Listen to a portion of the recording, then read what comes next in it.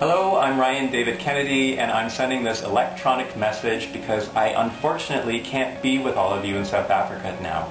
I'm really sorry to be missing the 14th Annual International Symposium on Electronic Thesis and Dissertations, but it's very appropriate that we can send this electronic message in place of being there.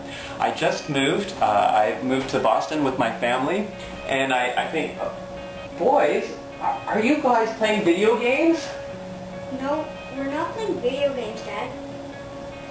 We're just using our computers to find electronic theses.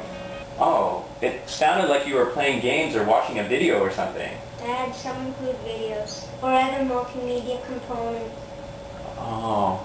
Well, I for one am really happy that sometimes our thesis, the traditional printed version, is still available because there's lots of good uses that we can do with it. Boys, the floors are really crooked here. Pass me something I can level at the sofa with. We could use this 300-page thesis. Yeah. Wow, that's one really big bug. I know, we could use this big thesis. Nice. Hey, Simone, have you seen my thesis? Didn't you submit it online electronically or something? So the thesis that I worked on was very applied. We evaluated an outdoor smoking bylaw that was passed in a city in southwestern Ontario in Canada. The community is called Woodstock. And Woodstock passed a bylaw that restricted smoking in all sorts of outdoor areas. Parks, rec fields, patios, bus stops, doorways. And the amazing thing is that Woodstock is actually in a community that is very close to where tobacco is grown in Canada. So this was, in some ways, an unlikely place for such a progressive smoke-free policy to have been passed. And it was worth evaluating. And what we found from our comprehensive evaluation pre-post, talking to people that smoked, people that didn't smoke, was that the community really liked the bylaw.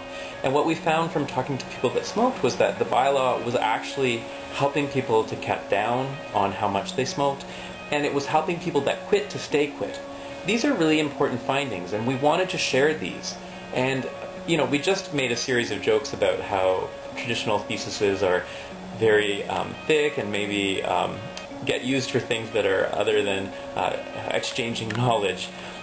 So incorporating a multimedia component to the thesis, doing a video where we actually talked to the people in Woodstock that had worked on the bylaw, the people that had written it, enacted it, enforced it, and to give them the voice that I had included in the key informant interviews in my thesis, but to give them the opportunity to share their own stories, their own experiences in the form of a video and incorporate that with the thesis made the knowledge exchange that more salient and that much more relevant to the communities that we were ultimately trying to help.